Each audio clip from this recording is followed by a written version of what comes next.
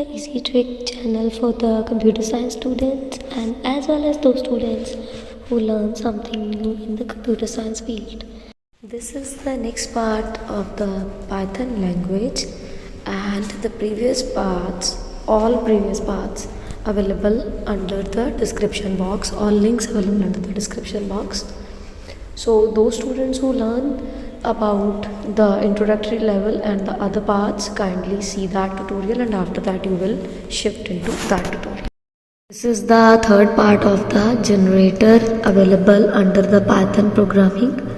So both parts of the generator available under the description box. So those students who don't learn the generator field, that what is generator, how to use the generator, how you will fetch the generator function and object with the yield function and the return function.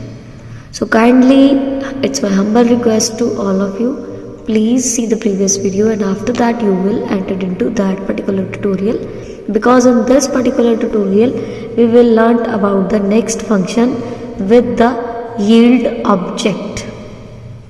So there is the very important aspect and the MCQ question, that the most popular function of the generator is the next function, जो अपने ही yield object के साथ working करता है. पहले हम इसकी definition देख लेते हैं, ये करता क्या है. तो जो फंक्शन है, जो इसकी यूजेज है, वो है रिट्रीव करना एलिमेंट को element by element with the generator object. Means हमने पीछे जो हमने प्रोग्राम्स किए हैं उसमें सिर्फ हम जनरेटर ऑब्जेक्ट को सिंगल पार्ट पे डिले करवा के वन टाइम ही आउटपुट देख लेते हैं. बट इसमें क्या है, इसका काम क्या है कि अगर हम इसको किसी लूपिंग पार्ट पे चलाते हैं या आइटरेटिव पार्ट पे चलाते हैं, क्योंकि जनरेटर आइटरेशन के साथ ही बहुत ज़्यादा वर्किंग करते हैं, इसको आप चलाते हो तो आइटरेशन का काम क्या होता है. मान लो हमने दिया है कि 1 से लेके 5 तक चले, या कंडीशन ट्रू है जब तक ग्रेटर देन का साइन दे रहे हो आप, तो 1 बाय 1 ही एंट्री होनी है ना. आप ऐसा कुछ भी कर रहे हो तो ऑटोमेटिकली सोच के देखो कि उसमें उसने एंट्री में हमें प्रोवाइड क्या करवाना है. प्रोवाइड ही उसने वो करवाना है कि आपका पार्ट जो है वो ऑटोमेटिकली एक नेक्स्ट पार्ट पे चला जाएगा. But with the simple part उस रिजल्ट को कैसे करवाना है इन द सिंगल फील्ड, पहले हम वो प्रोग्राम देखेंगे और उसके बाद हम एक और प्रोग्राम देखेंगे जो हमें ऐसे अल्टरेशन फील्ड में नेक्स्ट जो कह रहा है कि रिट्रीव एलिमेंट जनरेटर ऑब्जेक्ट बार बार करेगा और आपको बार बार आइटरेशंस को बैक एंड फोर्थ मेथड में डलवाना पड़ेगा. फर्स्टली इसका सिंटेक्स होता है, नेक्स्ट के आगे आपने जो जनरेटर का ऑब्जेक्ट देना होता है, जनरेटर का ऑब्जेक्ट आप इसके आगे दोगे. मतलब जो जनरेटर को आप ऑब्जेक्ट दे रहे हो ना, मान लो कोई भी फील्ड दे रहे हो तो उसके अंदर देना है. द सेम प्रोग्राम हमने लास्ट प्रीवियस ट्यूटोरियल में किया था इसी के साथ रिटर्निंग का, इसी में ही अब हम नेक्स्ट यूज़ करने लगे हैं. वो लिस्ट के साथ भी था, आप चेक करिएगा, ये नेक्स्ट फंक्शन के साथ है. Same definition define and this is the class name, these are the arguments. This is the yield function. Yield function का काम है जनरेट करना ऑब्जेक्ट को और रिट्रीव करना आपको बैक एंड फोर्थ मेथड के साथ. सो इसको हमने रिजल्ट को ऑब्जेक्ट बनाया यहाँ पे मेजर, जो रिट्रीविंग लेगा, और ये हमारी क्लास पैच हुई है और ये आर्गुमेंट के नेम को हमने दिया है, और डायरेक्ट ही प्रिंट रिजल्ट. टाइप हमने रिजल्ट की दे दी है कि जो इसमें आएगा ये जनरेट करेगा ऑब्जेक्ट. डेफिनेटली जनरेट पहले करवाना होता है और बाकी सारी चीज़ें बाद में होती हैं. जब तक आप जनरेट नहीं करवाओगे तब तक उसकी कोई भी फंक्शनैलिटी उसमें नहीं चल सकती. चाहे आप पिछले ट्यूटोरियल को देखिएगा, उसमें लिस्ट भी पिकअप नहीं हो सकती थी और आपका पार्ट भी पिकअप नहीं हो सकता था. So generation of object is mandatory before any part of delaying over there. So delaying नहीं करना, ऐसा कुछ नहीं करना, पहले करो इसकी facility. After that you will enter into the type, कि अगर हम नेक्स्ट फंक्शन के साथ चला रहे हैं तो नेक्स्ट के साथ ही चलाएंगे. सो यहाँ पे हमने प्रिंट में दे दिया है नेक्स्ट फंक्शन. क्या था सिंटेक्स, नेक्स्ट के आगे generation object. So generation object is that कि इसमें जो है वो दे दे. अब देखो, अगर आप प्रोग्राम में एक बार चलाते हो, क्योंकि होता क्या है जब हम प्रिंट स्टेटमेंट किसी रिजल्टेंट वैल्यू को लेते हैं तो वन टाइम ही लेते हैं, बट नेक्स्ट का काम है एलिमेंट बाय एलिमेंट रिटर्न करना रिट्रीव को। अभी हमने आइट्रेशन में इसको एंटर नहीं करवाया, सिंपल प्रोग्राम या एंट्री भी देख सकते हो। यहाँ पे आके प्रोग्राम एग्जीक्यूट करोगे तो डेफिनेटली वो आपको सिंगल आर्गुमेंट ही देगा, क्योंकि उसने रिट्रीव अभी यही किया है। अगर आपको 20 भी साथ में लाना होगा तो आपको दोबारा लिखना पड़ेगा print next of the generation object, क्योंकि इसकी डेफिनेशन यही कहती है कि जो फंक्शन है वो retrieve element by element generator object को यूज़ करता है। सो ये 1 टाइम किया, फिर ये 2 टाइम, और इसके बाद आएगा 20।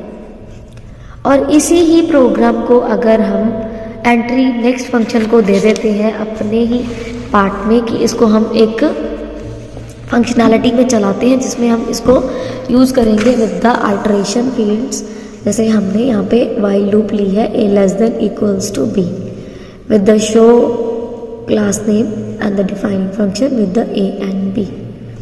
So this is the program with the print the number using generator, क्योंकि सिंगल ही है यहाँ पे कंपैरिजन में नंबर डालना है और आपने एंट्री पॉइंट देना है कि कहाँ से स्टार्टअप देना है, कहाँ पे एंड देना है, वो हम आर्गुमेंट में ए और बी ऑलरेडी दे चुके हैं, तो ऑब्जेक्ट को जब हम जनरेट करेंगे वहीं दे देंगे। तो यहाँ पे आ गया यील्ड फंक्शन, और ये है इंक्रीमेंट के लिए, क्योंकि वाइल लूप है तो डेफिनेटली ये रिजल्टेंट वैल्यू के को तब तक बाहर नहीं आने देगी, आइट्रेशन से जनरेटर को तब तक बाहर नहीं आने देती जब तक कि ये खुद फॉल्स नहीं हो जाती। सो ये हमारा वही ऑब्जेक्ट हमने जो लिया है रिजल्ट, और ये हमारी क्लास का नेम। ए में हमने वैल्यू स्टार्टिंग की दे दी है और ये है एंडिंग की वैल्यू 6 तक जाएगी।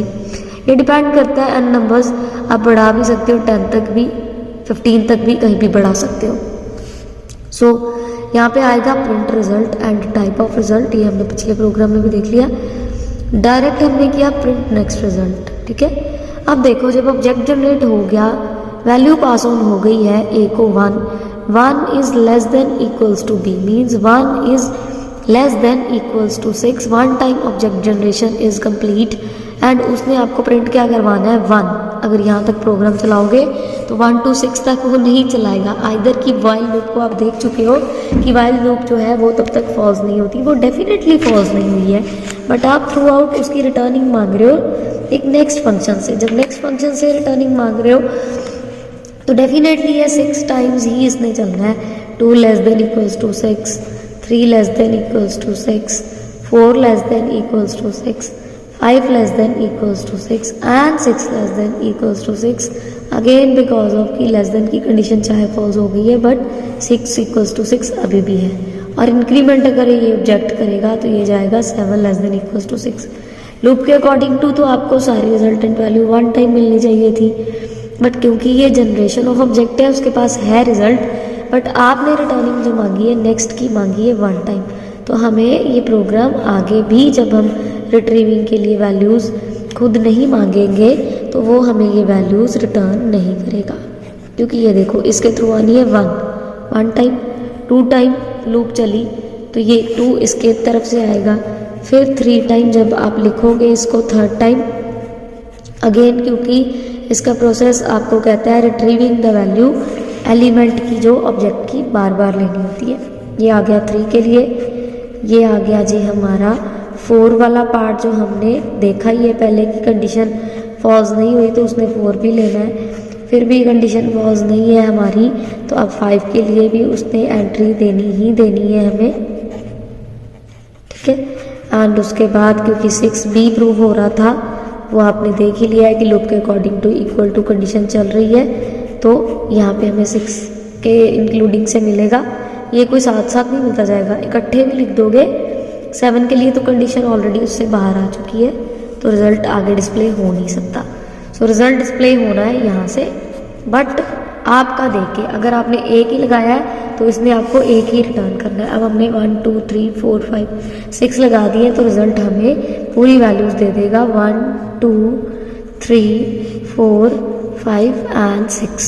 सो ये आपने देख लिया ना कि नेक्स्ट फंक्शन यील्ड फंक्शन से ही ऑब्जेक्ट जनरेट करवाता है, 1 टाइम आइट्रेशन में भी वर्किंग कर रहा है बड़े अच्छे से, और एक्चुअली में जनरेटर विद आइट्रेशन भी चलते हैं और विदाउट आइट्रेशन भी चलते हैं। इंपॉर्टेंस इनकी विद आइट्रेशन भी है, अगर एमसीक्यू में क्वेश्चंस भी पूछे जाते हैं तो विद आइट्रेशन भी यस कर सकते हो, विदाउट अल्ट्रेशन पूछें तब भी कर सकते हो, because it depends on the requirement that how to deal with your generator object with the single functionality mode or the multiple functionality module. So this is the last part of the generator. Hope so you all like that the all tutorials of this particular tutorial, and if you have any type of questions, kindly comment into the comment box.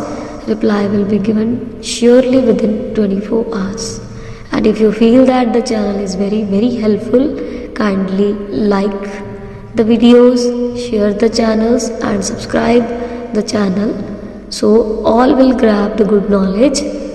So next video definitely will be uploaded by the tomorrow morning with the next particular Python module. Till then, take care. Thank you.